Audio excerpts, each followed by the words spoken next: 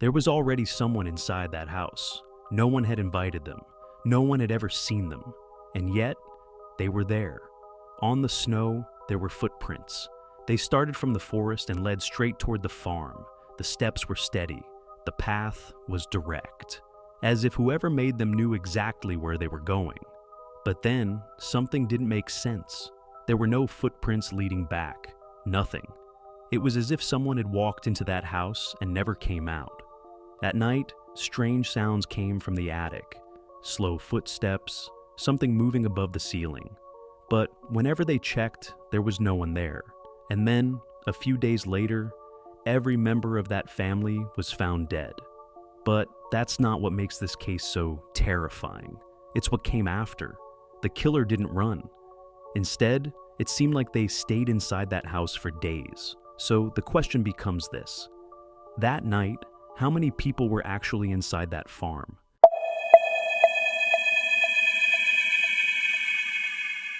In 1922, in Bavaria, Germany, there was a small, isolated farm far from the village. People called it Hinterkaifeck. It wasn't large, but it stood alone. And at night, the silence there was almost suffocating. 6 people lived on that farm. Andreas Gruber, the head of the household. A strict man known for controlling everything in his own way. His wife, Cecilia. Their daughter, Victoria.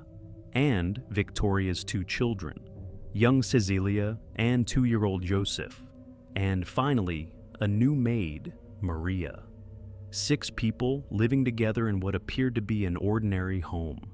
But something about that house was already wrong. Something unseen had already settled inside. A few days before the murders, Andreas noticed something strange: footprints in the snow. They began at the forest and led directly toward the farm. Clear, undeniable. Someone had walked that path.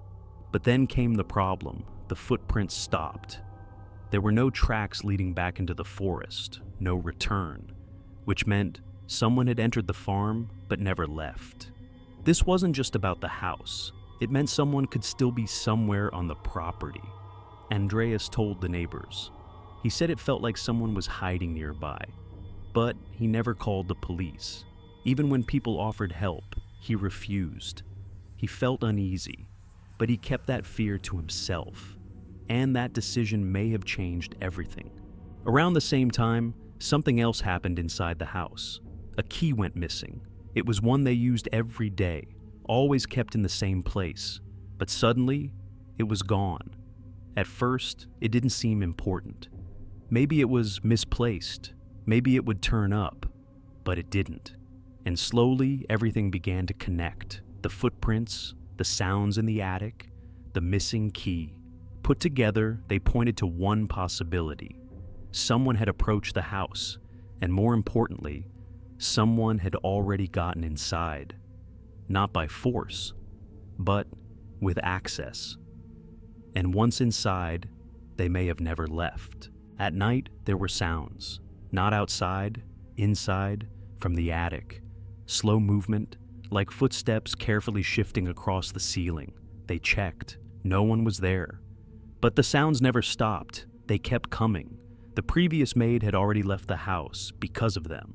She believed something was wrong, that the house was not normal. And then Maria arrived, the new maid. She entered the house on the very day everything would happen. Less than 24 hours later, she would face her final night.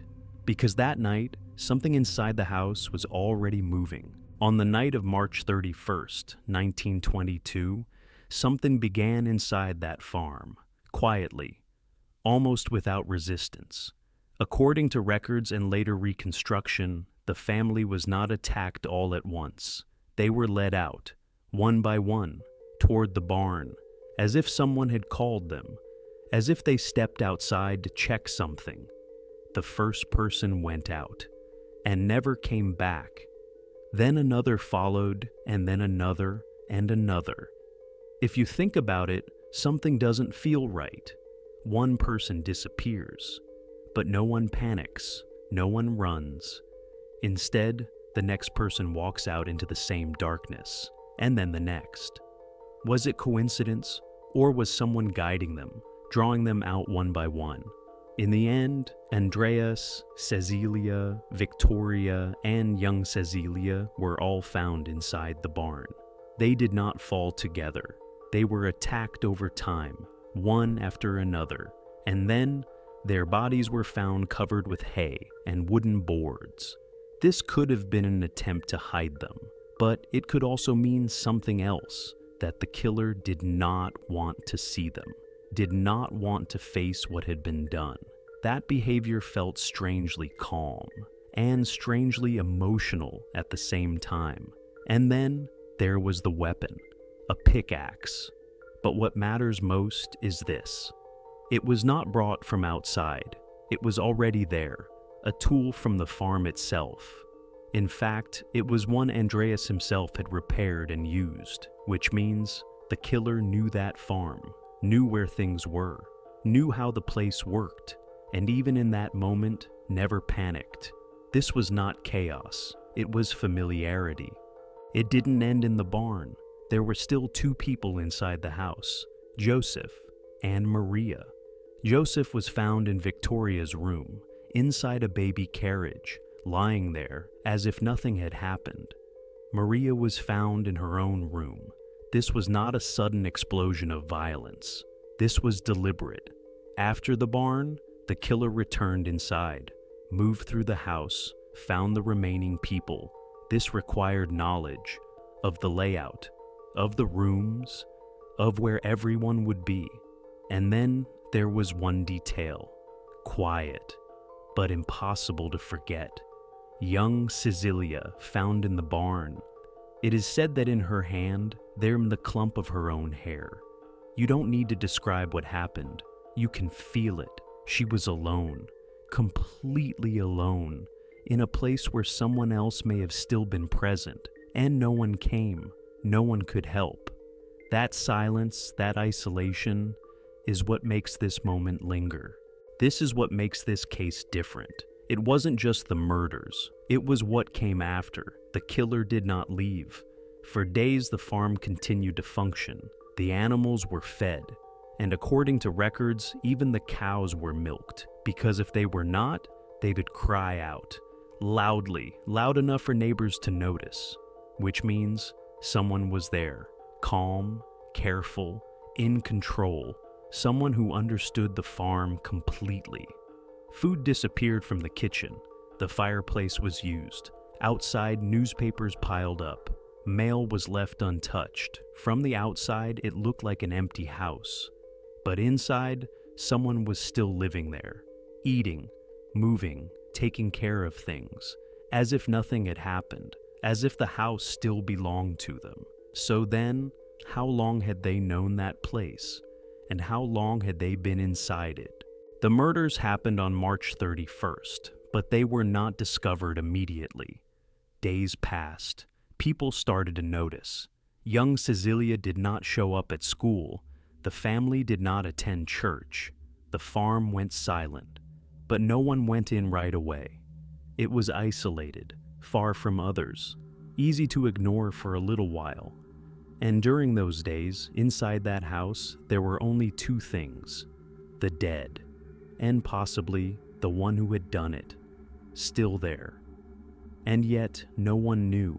Eventually, neighbors decided to check the farm. They approached the house. The doors were locked, so they moved toward the barn, and there they found them, the bodies stacked together. But from that moment, the case became more complicated. There were reports that someone entered the house alone, that parts of the scene may have been disturbed. At the time, the investigation was not precise, not by modern standards, which means critical evidence may have been lost in those first moments, and with it, the chance to fully understand what happened. This case left behind many questions, and with those questions came suspicion. People talked about motives, resentment, family conflict, money, private matters, and one name kept coming up: Lorenz Schlittenbauer. A man known to have had a relationship with Victoria. On the day the bodies were discovered, his behavior raised doubts. The doors were locked, and yet He seemed to enter the house without much difficulty. He moved alone into a place that could have still been dangerous. And then there was the missing key. All of it added up, but suspicion is not proof, and no evidence ever confirmed his involvement. Then there was another possibility. A different story. Victoria's husband, Carl Gabriel. He had been declared dead in the war, but his death was never fully confirmed. Reports began to circulate. Witnesses claimed they had seen him in a French prisoner of war camp, alive.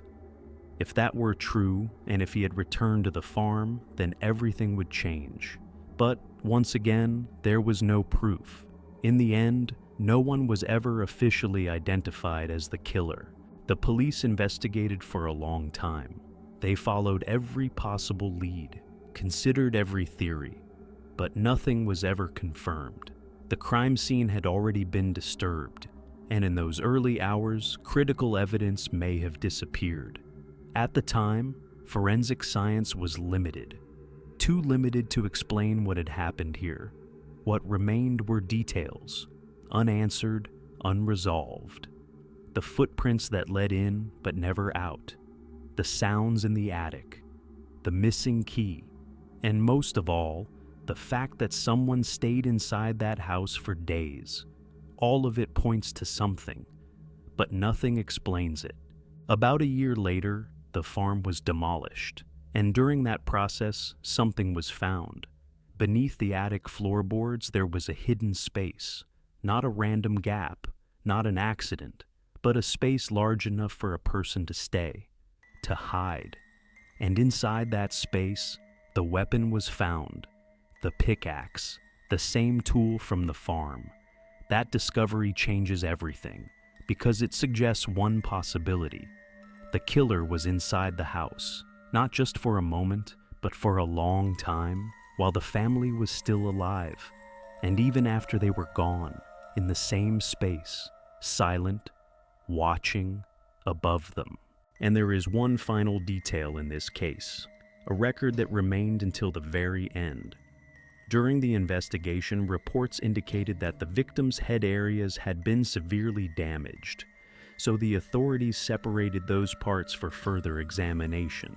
They intended to study them more closely, but that record ends in a strange way. Those items were stored, and then, at some point, they were gone. No one knows when, no one knows how, and no one knows who took them. From that moment on, this case became something else. Not just a case without a known killer, but a case where even the evidence no longer remained. And all of it began with one simple fact. Someone was already inside that house. The footprints in the snow, the sounds in the attic, the missing key. And then, that night, 6 people lost their lives. But what makes this case truly terrifying is not the deaths. It is what followed. Someone stayed inside that house for days, eating, using the fire, taking care of the animals, living there as if nothing had happened. And then, 1 year later, the hidden space in the attic, the weapon found inside. All of it points to one possibility. The killer was inside that house for a long time. And perhaps even while the family slept, that person was above them, watching everything. So the most disturbing question is this: that night, inside that house, how many people were really there? Was it just one? Or were there more than anyone ever imagined? Hinterkaifeck. More than 100 years later, the farm is gone. And whatever was inside that house, it was never truly found. But what happened inside that house has never truly ended.